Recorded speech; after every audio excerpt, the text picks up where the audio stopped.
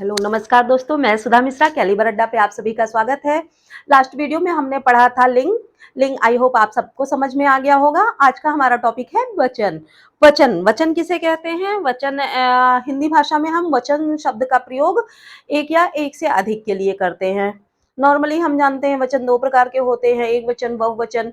और हिंदी में दो ही वचन होते हैं। और आपने कहीं कुछ पढ़ा हो दो ही वचन, वो सब संस्कृत में यूज होते हैं। तो हम जनरली जान लेते हैं इसकी परिभाषा कि वचन कहते किसे हैं। ठीक है, तो संज्ञा या सर्वनाम का वह रूप जिससे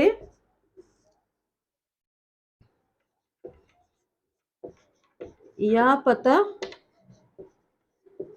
चले कि वह एक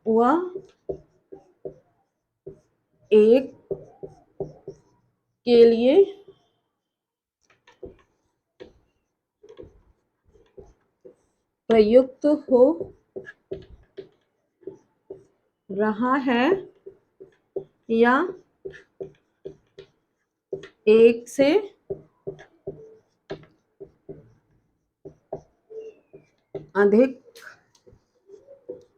के लिए उसे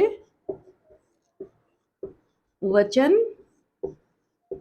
कहते हैं। ठीक है, अब आपको समझ में आ गया कि संज्ञा या सर्वनाम का वह रूप जिससे यह पता चले कि वह एक के लिए प्रयुक्त हो रहा है या एक से अधिक के लिए। जैसे संज्ञा हम ले लेते हैं कि कपड़ा। कपड़ा हमने ले लिया तो कपड़ा का से पता चल रहा है कि वो एक वचन है। जब हम उसमें कुछ जोड़ देते हैं, कपड़ों ओ की मात्रा जोड़ देते हैं, तो वो कपड़ों एक से अधिक के लिए प्रयोग हो गया। तो इस तरह से हमको पता चल जाता है। जैसे रात है, रात का शब्द हमने ले लिया। अब उसमें हम जब जोड़ दे रातें हो गई तो हमको समझ में आ रहा है कि ये बहुवचन है और ये एक वचन है। ठीक है, अब समझ में तो हमको आ रहा है। अब कैसे हम ये पता लगाएंगे कि कौन सा बहुवचन है और कौन सा एक वचन है। इसके साथ ही हम ये जान लेते हैं कि वचन के कितने प्रकार होते हैं। ठीक है,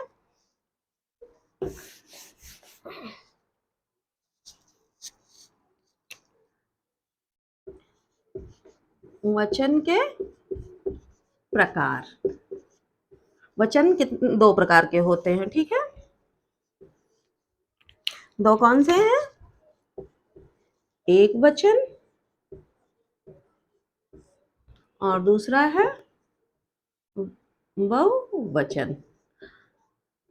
एक वचन किसे कहते हैं? जिससे संज्ञा सर्वनाम के एक होने का पता चले। ठीक है,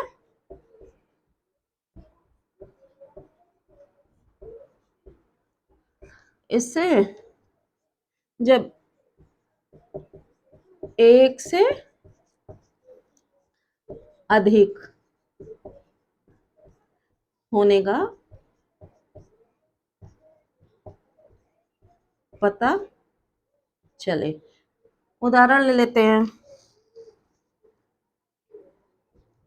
गधा, गधे, या दिन,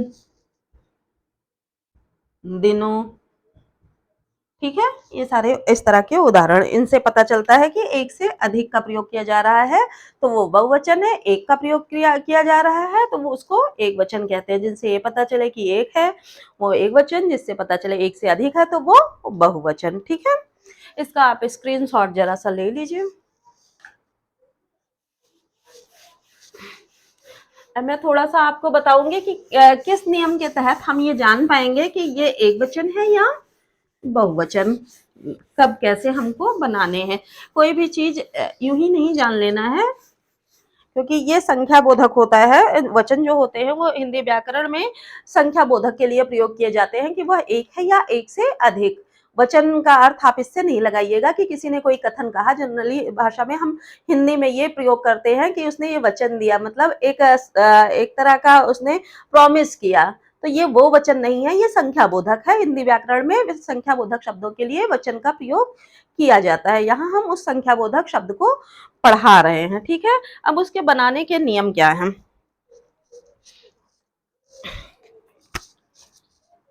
हाँ, देख लीजिए, वचन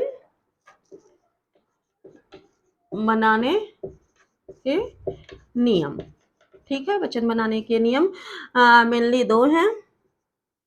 एक निर्विभक्ति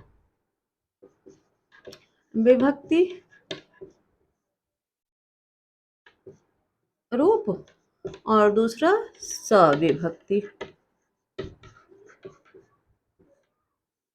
रूप। अब आपके मन में विचार आ रहा होगा, ये विभक्ति क्या है? विभक्ति को हम क्या कहते हैं? कारक चिन्ह।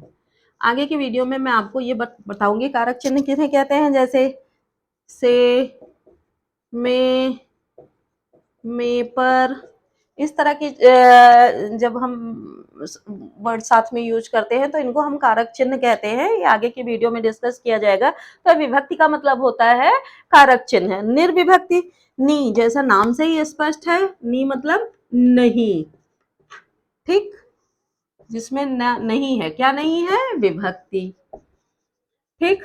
और अगर हम सविभक्ति की बात करेंगे तो सा मतलब साथ, विभक्ति मतलब है, विभक्ति कारक है, ठीक है, जिनके साथ कारक चिन्ह हो, ठीक है। दो तरह के विभक्ति बनाने के नियम हैं, ठीक है। अब हम इन दोनों को आपको डिस्क्राइब करेंगे कि कैसे हैं, ठीक है। पहले हम स्टार्ट करते हैं निर्विभक्ति रूप, ठीक। पहला हमारा था निर्विभक्ति, हम स्टार्ट करते हैं निर्विभक्ति।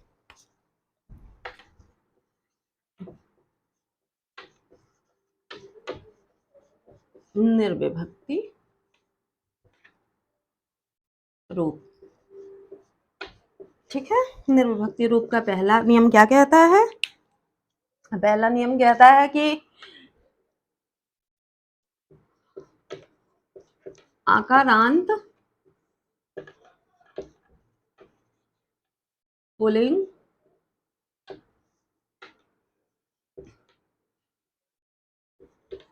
शब्दों में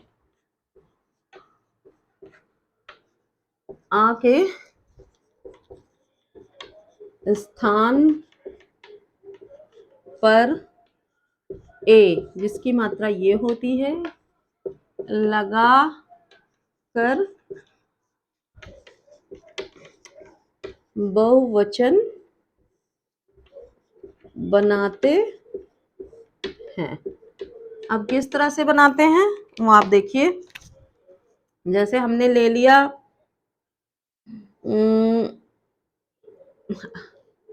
घोड़ा, घोड़ा ले लिया, इसमें आकारांत, आकारांत शब्द आपको पता है। आकारांत हमने लास्ट वीडियो में भी थोड़ा सा डिस्कस किया था कि जिसकी एंडिंग आ हो। जैसे हमने घोड़ा लिखा तो घो, इसको हम तोड़ेंगे ड़ा को, ड़ प्लस आ, यही तो है घोड़ा, ठीक। घा, ओ, आ, ओ, यही है। तो ये घोड़ा जो हमारा हो गया, ये क्या है? आकारांत है। इसी तरह ईकारांत में लास्ट ई होगा, इकारांत में ई होगा। तो घोड़ा में जब हम ए लगाएंगे, आ में, आ के स्थान पर यहाँ आ है, ड़ प्लस आ, तो इसके स्थान पर क्या लगाएंगे? ए, ए, ए की मात्रा क्या है? ए, तो घोड़े क्या बन गया हमारा? घोड़े। ऐसे हमने ले लिया गधा, गधा में आ के स्थान पर क्या लगाएंगे? ए लगा देंगे, तो गधे। लड़का है, आ के स्थान पर क्या लगाएंगे? ए, इसकी मात्रा ये है, तो लड़के, लड़के हो गया। हाँ, इसमें एक चीज आपको ध्यान रखना है कि जो हमारे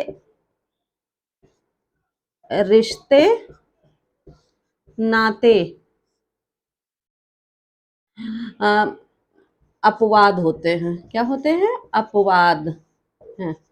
जैसे उदाहरण देख लीजिए। उदाहरण बाबा। ये देखिए बाबा में आकारांत भी है और पुल्लिंग भी है। नाना, चाचा, मामा, दादा, ये सारे अपवाद हैं। ठीक है, ये इनमें ये नियम प्रयोग नहीं होता है अपवाद में। ठीक है, आप इसका स्क्रीनशॉट लीजिए, मैं दूसरा नियम बताती हूँ।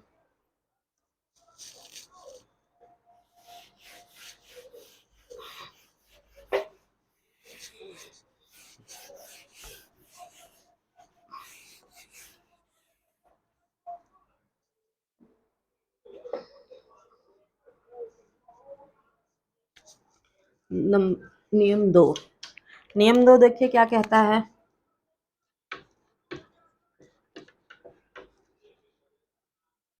अकारांत, इकारांत, ईकारांत, उकारांत, उकारांत शब्दों के एक वचन, बहुवचन प्रायः एक ही होते हैं। अब किस तरह से एक ही होते हैं? जैसे अकारांत हमने उदाहरण दे दिया। इकारांत, ईकारांत, उकारांत, उ या री, इस तरह के इतने शब्द जो हैं इनके अंत वाले। आकारांत तो मैंने पहले पुल्लिंग शब्दों को बताया था, अब इन शब्दों को बता रहे हैं कि इनके जो बहुवचन और एक वचन दोनों एक ही होते हैं। हम उदाहरण ले लेते हैं कि जैसे हमने ले लिया उदाहरण फूल। फूल, अब आप कहेंगे कि फूल, फूल का तो हमने बहुवचन फूलों होता है, आपने कैसे कहा? तो फूल का जब हम सविभक्ति पढ़ाएंगे तब उसके नियम हम आपको बताएंगे। अभी निर्विभक्ति में इसी तरह रहेगा। जैसे हमने कह दिया फूल खिला था, यहाँ एक फूल की बात हो रही है, फूल खिला था। जब हम इसका बहुवचन बनाएंगे तो हम यही तो लिखेंगे, फूल खिले थे, या ये कहेंगे फूलों खिले थे, ये तो नहीं कहेंगे फूल खिले थे, यही कहेंगे। इसलिए जो हमारा चेंज हुआ वो खिलने पे हुआ, यानी क्रिया में हुआ। जो हमारा संज्ञा या सर्वनाम है वो एक ही रह गया, इसका एक वचन या बहुवचन जो है दोनों एक ही रह गया। या हम बात करें हाथी, ईकारांत शब्द हम ले लेते हैं। ईकारांत की बात करें, हाथी, हाथी भाग रहा था, और एक से ज्यादा है तो हाथी भाग रहे थे, रहे थे क्रिया में परिवर्तन हुआ, हाथी तो हाथी ही रह गया। या हम बात करें कि दिन निकला था, जिस दिन में गया था, तो दिनों गया था, उन दिनों, जब हम उन में लगाएंगे वो हमारा किस में, सविभक्ति में आ जाएगा। ठीक है। या हम बात करते हैं भालू, भालू नाच रहा था या भालू नहा रहा था, तो अगर हम उसका बहुवचन बनाएंगे तो ये नहीं कहेंगे ना भालुओं नहा रहे थे, हम यही कहेंगे ना भालू नहा रहे थे। ठीक है, वो दोनों कंडीशन में एक ही रहेगा, मतलब भालू भालू ही रह जाएगा, चाहे एक वचन हो चाहे बहुवचन हो। ठीक है, इसी तरह से जैसे हाथ हो गया, ये हाथों कब होगा वो हम सविभक्ति में बताएंगे।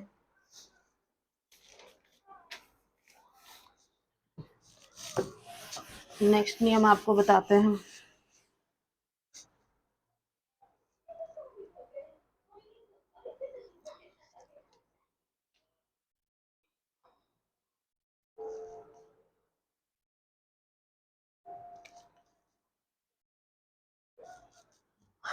नियम हमारा 3 क्या कहता है?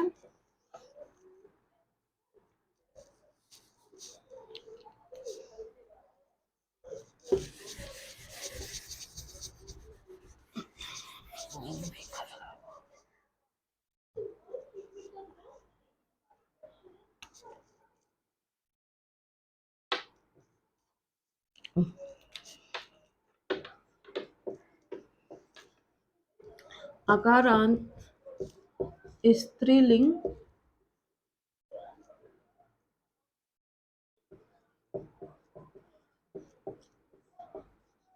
शब्दों में आ के स्थान पर ए व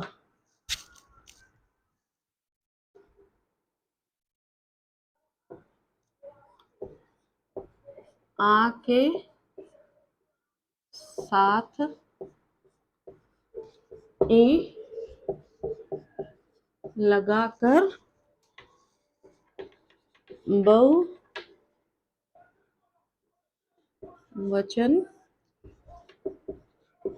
बनाते हैं। अब किस तरह से हम बहुवचन बनाते हैं? जैसे आ के स्थान पर ए, जैसे हमने ले लिया रात, ये क्या है?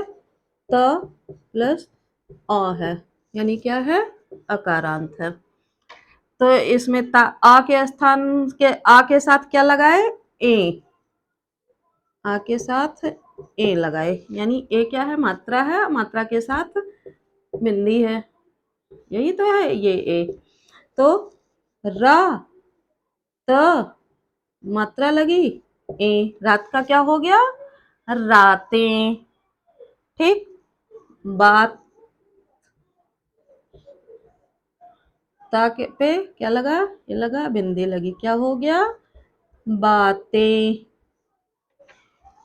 ठीक, तो ये इस तरह से आ के साथ ए लगाते हैं। अब हम आकारांत ले लेते हैं। हम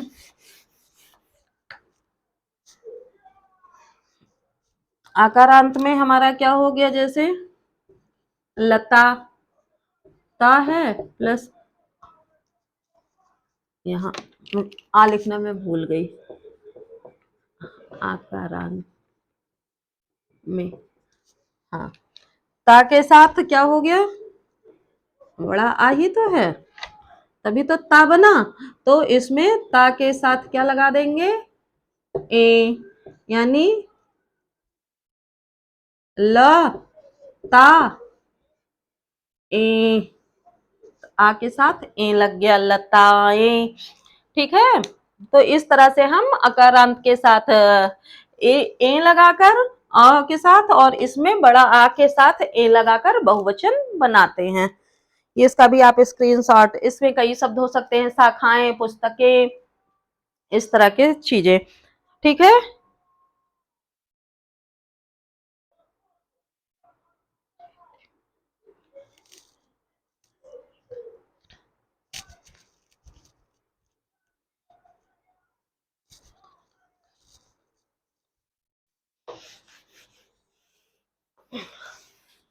अब देखिए चौथा नियम हमारा क्या कहता है।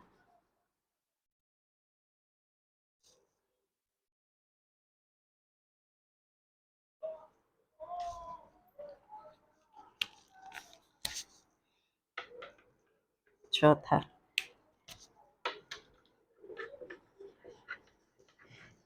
इकारांत स्त्रीलिंग शब्दों में ई के स्थान पर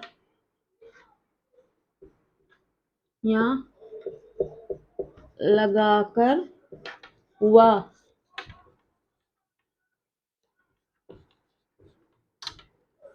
इकारांत शब्दों में बड़ी ई को ई में परिवर्तित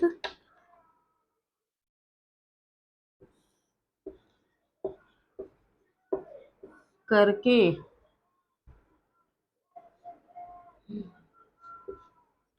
या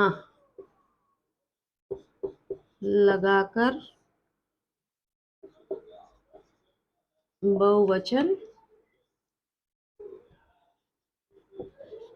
बनाते हैं। ठीक है, किस तरह से बनाते हैं उदाहरण देख लेते हैं। जैसे हमारा हो गया, हमने ले लिया रीति, क्या है, ईकारांत है, त प्लस ई, देखा ईकारांत है ना, इसमें क्या लगाएंगे, या, तो इसका क्या हो गया, री ती या, सॉरी,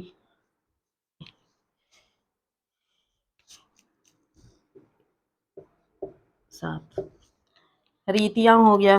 ठीक, प्रीति, तो इसमें क्या हो जाएगा, प्रीति या। ठीक है, इसी तरह अगर हम ईकारांत शब्दों की बात करते हैं, तो ईकारांत शब्दों में जैसे हो गया, छड़ी हमने ले लिया, छड़ी क्या है, बड़ी ई है ना, तो इसकी जगह पर हमने उसको छोटी में बदल देते हैं, छड़ी या। कैसे बदला,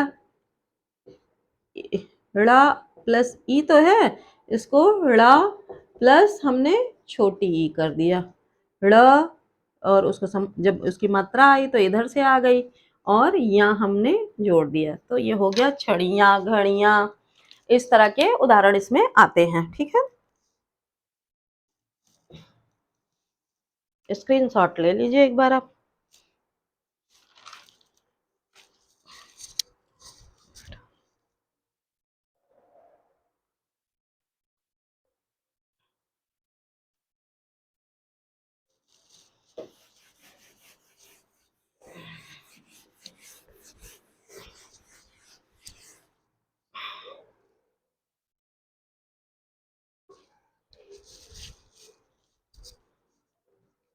अब नियम 5, नियम 5 में हम बात करते हैं उकारांत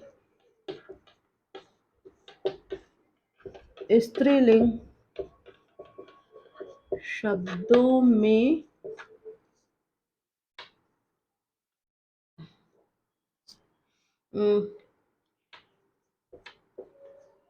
ऊ के साथ ए लगाकर हुआ उकारांत शब्दों में ऊ को ऊ में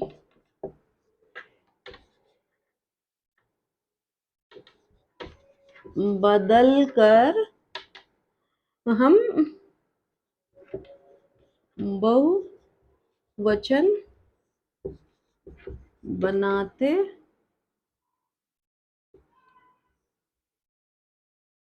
हैं। ठीक, अब इनका उदाहरण हम देख लेते हैं। जैसे हमने ले लिया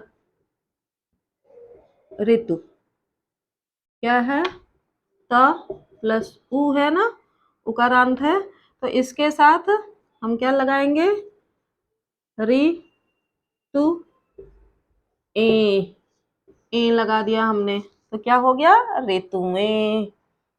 ठीक है, इसी तरह हम उकारांत की जब बात करते हैं तो उसका भी उदाहरण देख लेते हैं। जैसे हमारा है उ, बहु, तो ब प्लस ह प्लस उ, है ना, तो उ को हम किस में बदल देते हैं, उ को हम बदल देते हैं उ में, और उसके साथ क्या लगाते हैं, ए में बदल कर, मैंने यहाँ लिखा बदल कर ए लगाकर, सॉरी मैं ये लिखना भूल गई, ओ हाँ, अब इसमें क्या लगा देते हैं, ए, तो क्या हो गया, ब हु ए। ठीक है, ये हमारा हो गया बहुवचन, बहु क्या है, एक वचन, ये हो गया हमारा बहुवचन, इसी तरह एक वचन बहुवचन हो गया। ठीक है, इसका भी आप स्क्रीनशॉट ले लीजिए, थोड़ा सा और है, मैं आपको बताती हूँ।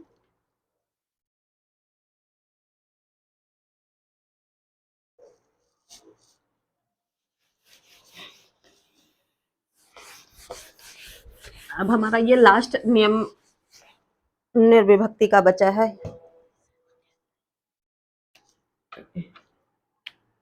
हमारा छठा नियम है या अंत वाली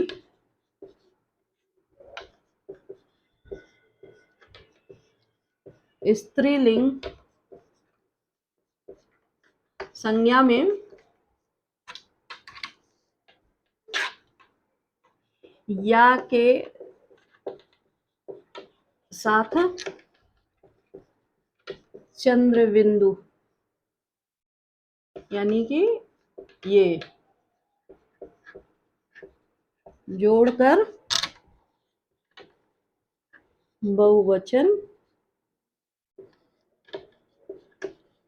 बनाते हैं। ठीक, उदाहरण हम देख लेते हैं। जैसे हमारा उदाहरण हो गया गुड़िया, क्या अंत है? या अंत वाले हमने कहा है, गुड़िया है तो इसका बहुवचन हम क्या बनाएंगे? गुड़िया। ठीक है, गुड़िया है हमारा, गुड़िया। या हमारा चिड़िया है, इसका बहुवचन है चिड़िया। ठीक, डिबिया, इसका बहुवचन क्या है? डिबिया। ठीक है, हमने सिर्फ छंदो बिंदु लगाकर बहुवचन बना लिया। ठीक है, इस तरह से हम ये जान गए निर्विभक्ति रूप के सारे नियम कि क्या लगाकर स्त्रीलिंग में भी पुल्लिंग शब्दों में भी किस तरह के हम नियम प्रयोग करके निर्विभक्ति के साथ एक वचन को बहुवचन में बदल देते हैं। आई होप आप लोगों को समझ में आ रहा होगा। अगर किसी तरह के डाउट्स आते हैं तो आप कमेंट सेक्शन में जरूर डालिएगा, मैं सारे डाउट्स क्लियर करूंगी। किसी तरह की प्रॉब्लम आती है वो भी आप डिस्कस कर सकते हैं। और आज के लिए बस इतना ही, धन्यवाद।